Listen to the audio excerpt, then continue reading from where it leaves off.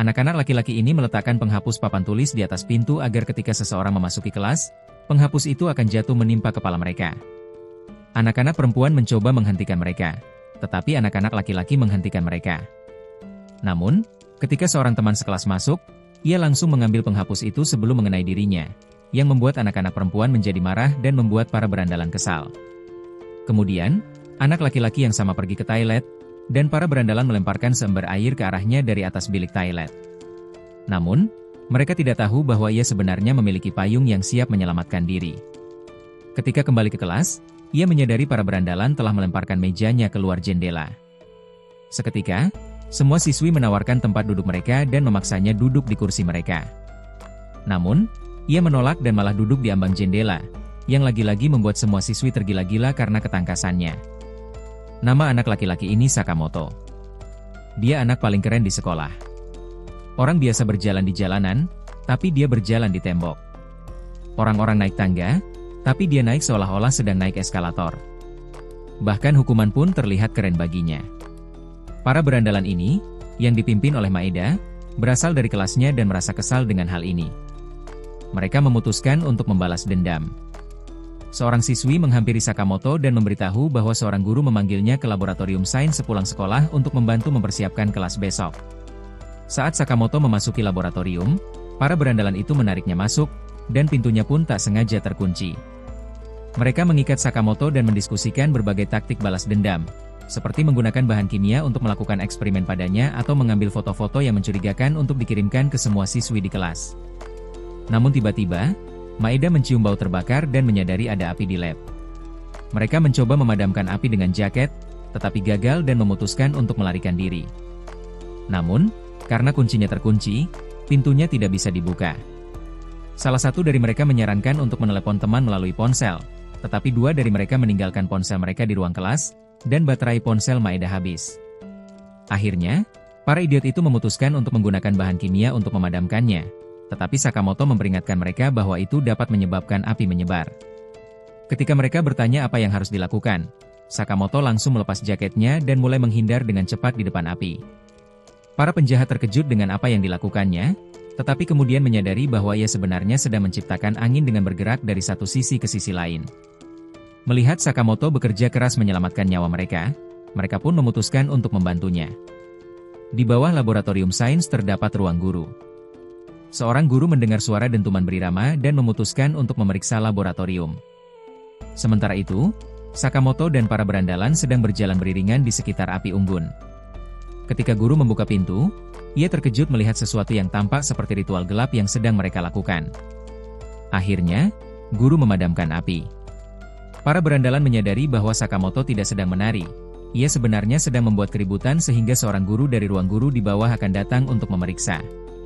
Ketika guru tersebut menanyakan penyebab kebakaran, Sakamoto menyelamatkan mereka dengan mengaku sedang mengajari mereka cara menggunakan lampu alkohol dan menanggung semua kesalahannya sendiri. Kini, Maeda dan yang lainnya terinspirasi oleh Sakamoto dan memutuskan untuk menjadi penggemarnya juga. Suatu hari, seorang anak laki-laki bernama Sera dari kelas Sakamoto menunjukkan kepada para gadis bahwa ia sebenarnya ditampilkan di sebuah majalah. Para gadis memberinya pujian palsu, tetapi Sera menganggap dirinya modern dan modis. Saat itu, seorang gadis datang ke kelas membawa koran dan menggunakan kaca pembesar untuk menunjukkan kepada semua orang bahwa Sakamoto tertangkap kamera, terbang, di tengah badai kemarin. Para gadis menjadi heboh. Hal ini membuat Sera kesal, karena Sakamoto mendapatkan semua perhatian, dan ia memutuskan untuk menghancurkannya. Di kelas, Sakamoto menjawab pertanyaan guru. Namun, ketika hendak duduk, Sera menarik kursinya. Sakamoto tidak jatuh, ia justru duduk di udara. Kemudian di kelas olahraga, Sakamoto menghindari semua bola yang dilempar Sera dengan mudah. Setelah kelas, ketika Sera hendak minum air, kerannya memercikkan air ke seluruh tubuhnya karena sedang diperbaiki. Saat itu, ia melihat Sakamoto mendekat untuk minum air. Sera langsung menghapus tanda, sedang diperbaiki. Wajah Sakamoto juga terkena cipratan air, tetapi bahkan terkena cipratan air pun terlihat keren baginya, dan semua gadis bersorak. Kemudian di kelas, seekor tawon raksasa memasuki ruangan, dan semua orang mulai berteriak. Para siswi langsung berlari keluar kelas dan menutup pintu, menjebak semua siswi di dalam. Kalau kalian tertarik dengan rekap anime ini, Bolehkah kalian luangkan waktu sebentar untuk like dan subscribe? Terima kasih. Semua orang berlari menyelamatkan diri. Tiba-tiba, guru meminta mereka semua untuk melepas pakaian karena tawon mengincar benda-benda hitam yang bergerak. Ia menjelaskan bahwa ia sendiri pernah diserang tawon raksasa di Amerika Serikat, yang hampir merenggut nyawanya. Semua orang langsung melepas pakaian mereka, dan para siswi menjadi liar. Sarah mengejek anak-anak lain dan menertawakan mereka. Namun, ketika tawon itu melewatinya, ia ketakutan dan ikut melepas pakaiannya, hanya menyisakan celana dalamnya. Tiba-tiba, Sarah menyadari Sakamoto masih berpakaian lengkap dan duduk di kursinya tanpa rasa khawatir. Ia terkejut dan mengira Sakamoto masih pamer. Tak kuasa menahan harga dirinya, Sarah langsung bangkit dan mencoba menghabisi tawon itu, yang mendarat di kepala Sakamoto. Namun, Sakamoto menghindari serangan Sarah, dan tawon itu malah menyerang Sarah. Saat itu, Sakamoto menghentikan tawon itu dengan kompas. Namun, tawon itu mengejarnya. Sakamoto menghadapi tawon itu dan akhirnya menggunakan teknik rahasianya, mencengkeram tawon dengan kompas seperti sumpit. Hal ini mengejutkan semua orang. Sakamoto melepaskan tawon itu keluar jendela. Semua orang mulai bersorak untuk Sakamoto. Seisi kelas menertawakan Sarah karena ia menantang tawon itu hanya dengan pakaian dalamnya. Namun, Sarah termotivasi karena ia mendapat perhatian dan mencoba berakting sebagai komedian. Kemudian, ia meminta Sakamoto untuk menjadi rekan komedinya, tetapi Sakamoto menolak. Seorang gadis yang biasanya duduk di depan Sakamoto terus-menerus menatap matanya.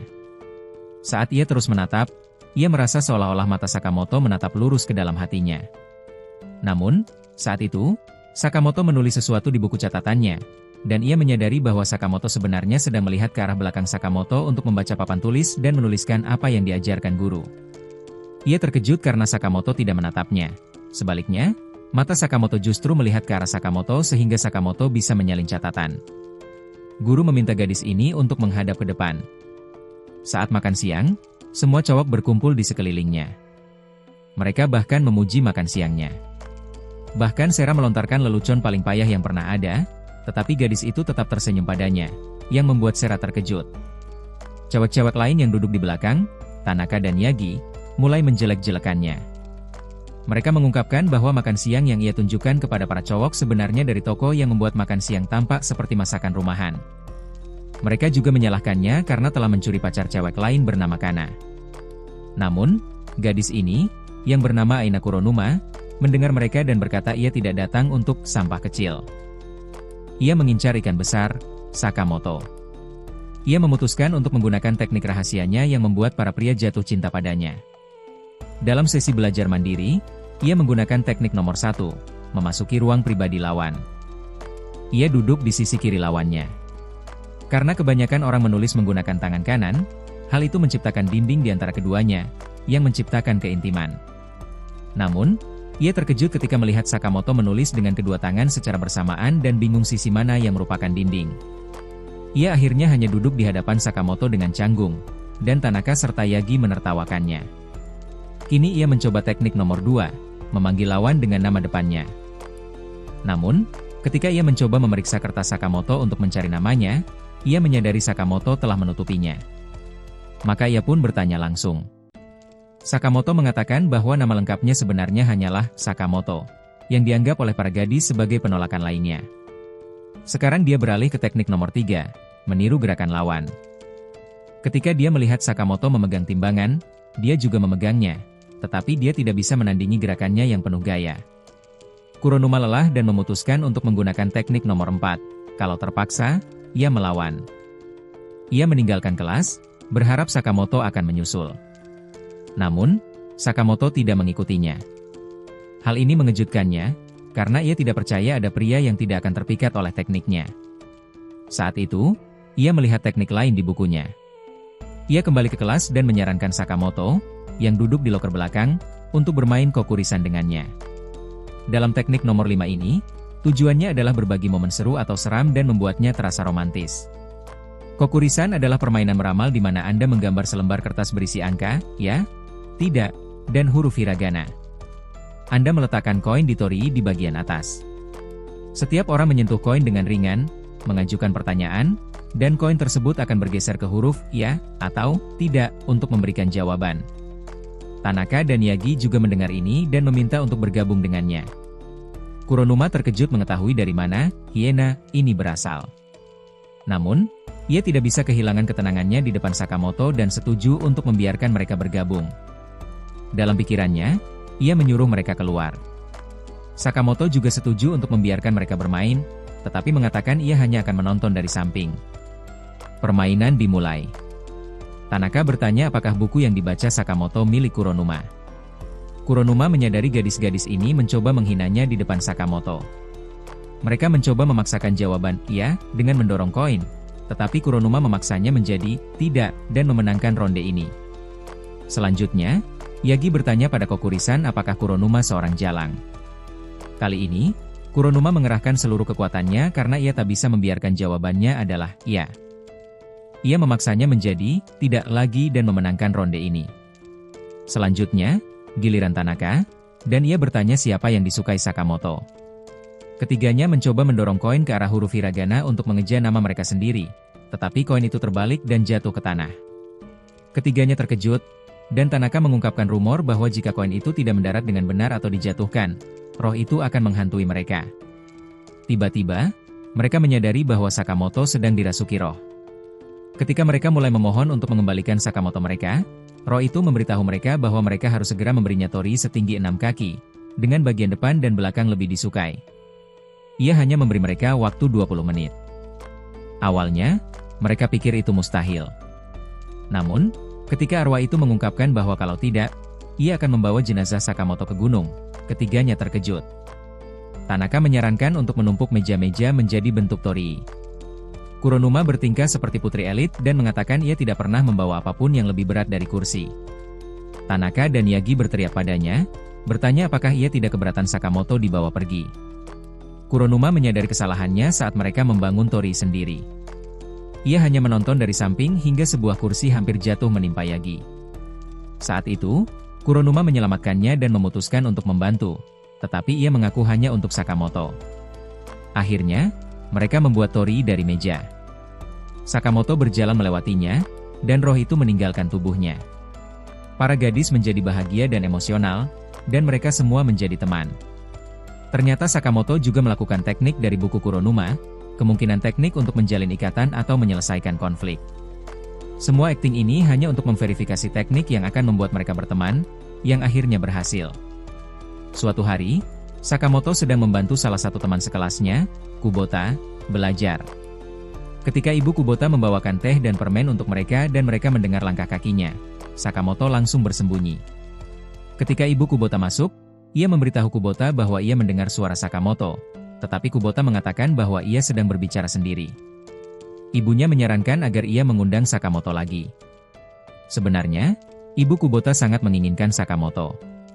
Semua bermula 2 minggu lalu ketika Sakamoto selalu mendapat nilai sempurna di setiap ujian. Kubota memohon padanya untuk mengajarinya karena ia selalu gagal di setiap mata pelajaran dan mengundangnya ke rumahnya. Ketika Sakamoto masuk, ia menyapa ibunya dengan sopan. Ibunya tak kuasa menahan perasaan dan langsung jatuh cinta padanya. Setelah itu, ia memuji segala hal tentang Sakamoto, bahkan merekamnya saat ia sedang mengajar Kubota, dan memasak makanan lezat untuknya. Ibunya bahkan membelikan alat pijat wajah seharga 10.000 yen agar Sakamoto terlihat cantik. Kubota menjelaskan semua ini kepada Sakamoto dan memintanya untuk bersembunyi dari ibunya setiap kali dia memasuki kamarnya. Kini, setelah kepergiannya, mereka mulai belajar lagi, tetapi tiba-tiba Kubota ingat ia lupa membawa buku pelajarannya di sekolah. Ia memutuskan untuk pergi mengambilnya dan memberitahu Sakamoto jika terjadi sesuatu, cukup hubungi ponselnya. Ia pergi, dan ibunya melihatnya pergi. Tepat saat ia melangkah keluar, ibunya membuka loker sepatu, menemukan sepatu Sakamoto, dan langsung menyadari bahwa ia masih di rumah. Ia mulai mencari. Ia memasuki kamar Kubota dan mencari di kolong tempat tidur. Namun, Sakamoto sudah meninggalkan tempat tidur dan bersembunyi di langit-langit seperti laba-laba. Ia segera menyelinap keluar dan bersembunyi di ruangan lain. Ibu Kubota berlari ke sana dan mencari kemana-mana. Namun, Sakamoto berada di kolong meja, tersembunyi di balik taplak meja.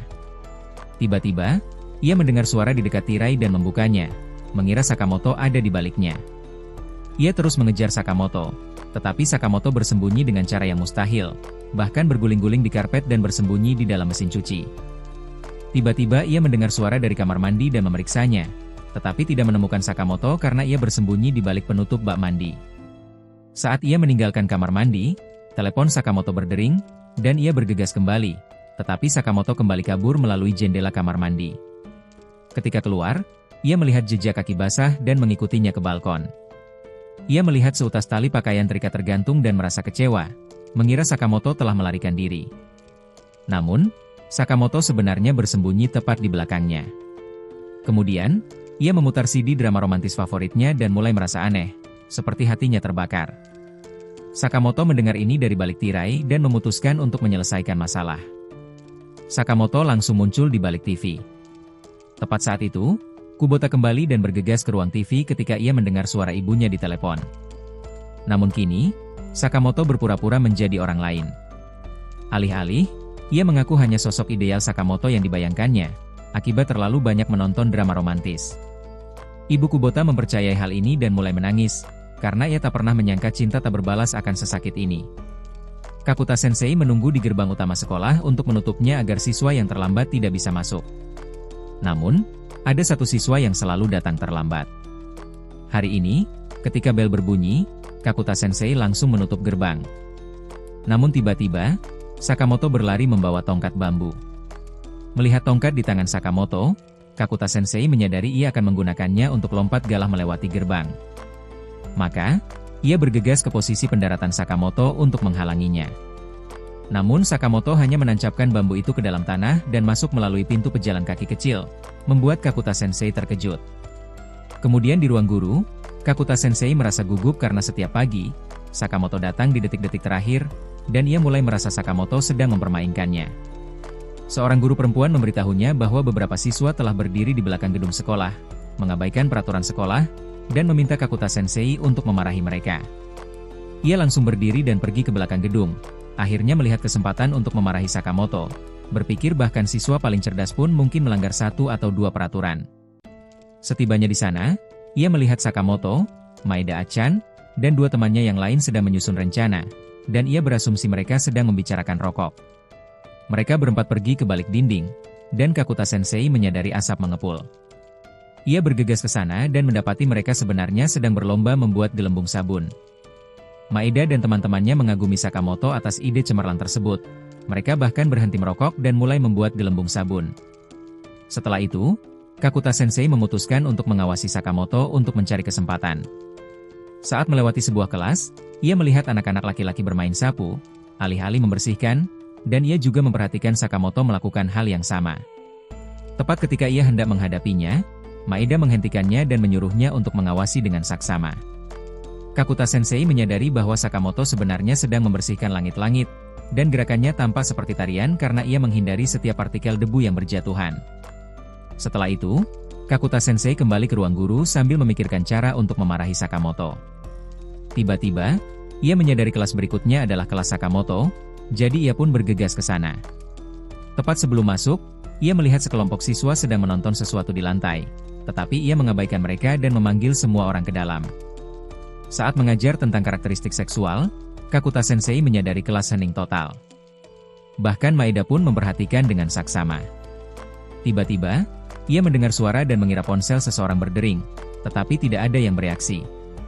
Ia memperingatkan bahwa jika ponselnya berdering lagi, ia akan menyitanya. Ketika Kakuta Sensei mengintip Sakamoto, ia melihatnya duduk di mejanya dengan sangat elegan, seperti sedang menghadiri acara makan malam. Ia menyadari bahwa ia tidak bisa memarahinya karena Sakamoto tampak memperhatikan. Namun kemudian Sakamoto menarik sepiring nasi dari mejanya. Kakuta Sensei terkejut karena Sakamoto tidak punya lauk, karena mengira ini akan membuat perutnya sakit. Namun kemudian ia menyadari Sakamoto sebenarnya sedang makan di kelas. Kakuta Sensei menganggap hal ini sebagai hal yang terlarang secara moral dan akhirnya menjadi kesempatannya untuk memarahi Sakamoto. Namun, ia tetap terkejut melihat Sakamoto makan dengan begitu tenang, seolah-olah ia menganggap kelas kesehatan ini sebagai lauk. Sakamoto menggigitnya, dan Kakuta Sensei langsung berteriak agar ia berdiri di aula. Sakamoto berdiri, berterima kasih kepada Kakuta Sensei, dan meninggalkan kelas. Semua orang mulai bergumam, Dan Kakuta Sensei merasa senang karena akhirnya ia berhasil memarahi Sakamoto. Namun setelah beberapa saat, ia merasa gugup dan memutuskan untuk mengintip Sakamoto. Ketika ia keluar, ia menyadari Sakamoto sebenarnya sedang menyuapi nasi kunyah kepada seekor burung pipit kecil yang terjatuh. Hal ini menyentuh hati Kakuta Sensei. Ia menyadari bahwa Sakamoto sengaja memprovokasinya agar ia dikirim keluar agar ia bisa menyelamatkan burung pipit yang sekarat itu, dan ia menyesali perbuatannya. Keesokan harinya, Sakamoto kembali datang di saat-saat terakhir. Kali ini, Kakuta Sensei tetap tenang dan memutuskan untuk memberinya beberapa menit lagi. Namun, Sakamoto tetap masuk dengan cara yang paling klasik. Terima kasih telah menonton sampai titik ini. Ini belum akhir. Untuk kelanjutannya silakan like dan subscribe dan nantikan. Kami punya video lainnya untuk Anda. Silakan klik video sebelah kiri atau kanan dan nikmati.